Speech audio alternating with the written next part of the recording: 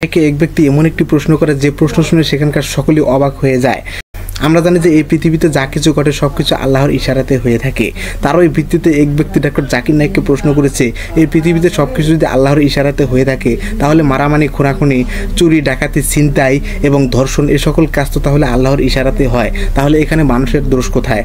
আর এই প্রশ্নের উত্তর ডক্টর জাকির নায়েক কী দেয় তা আমরা আজকে মনোযোগ দিয়ে শুনবো, কারণ এরকম প্রশ্নের জবাব প্রত্যেকটা মানুষেরই শোনার দরকার, প্রত্যেকটা মানুষের জানার দরকার। তাই চলুন দেখে আসা যাক, শুনে আসা যাক ডক্টর জাকির নায়েক এই প্রশ্নের জবাবে কি বলেন।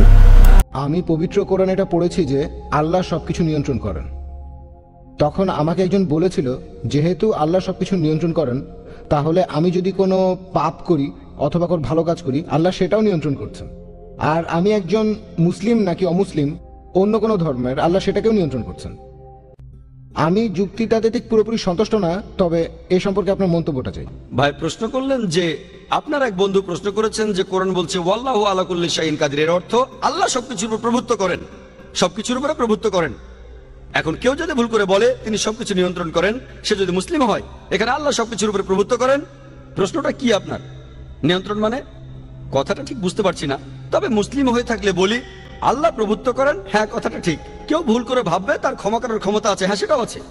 কোন অমুসলিম হয়তো ভাববে সবকিছুর উপরে আল্লাহর ক্ষমতা আছে, হ্যাঁ আছে। আল্লাহর ক্ষমা করার ক্ষমতা আছে কিনা জানতে চাচ্ছেন? মানে আমি বলতে চাচ্ছি আল্লাহ তাআলাই তো আমাদের ভাগ্য লিখেছেন।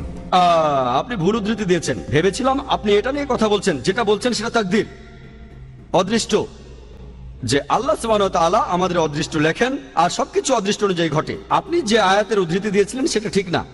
আল্লাহ নির্দিষ্ট করে দেন, আর বেশিরভাগ ধর্মই হোক, সেটা হিন্দুইজম, ইসলাম, আমরা মানি অদৃষ্ট বলে একটা জিনিস আছে, সবকিছু অদৃষ্ট মেনেই হয়। এখন প্রশ্ন হলো, যদি এটা আমার অদৃষ্টে লেখা থাকে যে আমি চুরি করব আর চুরি করলাম, কাকে দোষ দেব? আল্লাহ। আল্লাহ অদৃষ্টে লিখেছেন আমি চুরি করবো, সেজন্য চুরি করেছি, কাকে দোষ দেব? আল্লাহকে। নিজেকে দোষ দেবো কেন? যদি আমার অদৃষ্টে লেখা থাকে যে আমি মানুষ খুন করব, যদি অদৃষ্টে লেখা থাকে আর খুন করি, কাকে দোষ দেবো? আল্লাহকে দোষ দেবো। যদি আমার অদৃষ্টে লেখা থাকে আমি অমুসলিম হব, অমুসলিম হলাম, কাকে দোষ দেবো? আল্লাহকে। তাহলে আমি দোজখে যাব কেন? ভাই আমরা কদর অর্থাৎ অদৃষ্টে বিশ্বাস করব, কিন্তু মানুষ এটাকে বুঝতে ভুল করে যে এই অদৃষ্ট কি।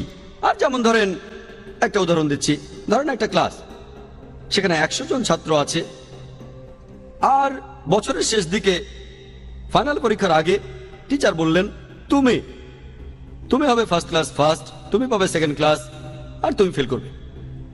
তারপর ফাইনাল পরীক্ষা হলো, পরীক্ষা শেষ, রেজাল্ট বের হলো, প্রথম জন ফার্স্ট ক্লাস ফার্স্ট হলো, পরের জন সেকেন্ড ক্লাস, আপনি ফেল করলেন।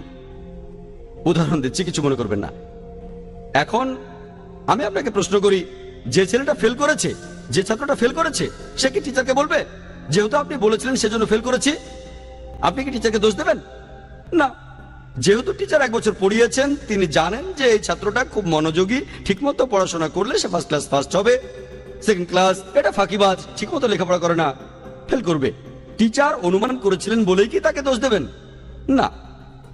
একইভাবে আল্লাহ সুবহানাহু ওয়া তাআলা তিনি এই টিচারদের চাইতে অনেক বড়, তার আছে ইলমে গায়েব, তিনি ভবিষ্যতের কথাগুলো জানেন, তিনিই হলেন সবচেয়ে বড় টিচার।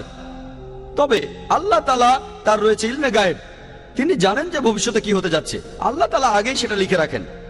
যেমন ধরেন একটা রাস্তার সামনে দাঁড়ালেন, 5টা রাস্তা, 1 2 3 4 5, আপনি যে কোনো একটা বেছে নেন, বেছে নিলেন রাস্তা নম্বর 2। এখন আল্লাহ আগে থেকেই জানেন যখন এই লোকটা ক্রস রোডের সামনে আসবে সে বেছে নেবে 2 নম্বর রাস্তা, আল্লাহ আগে থেকে সেটা লিখে রেখেছেন। এই লোকটা যখন এখানে আসবে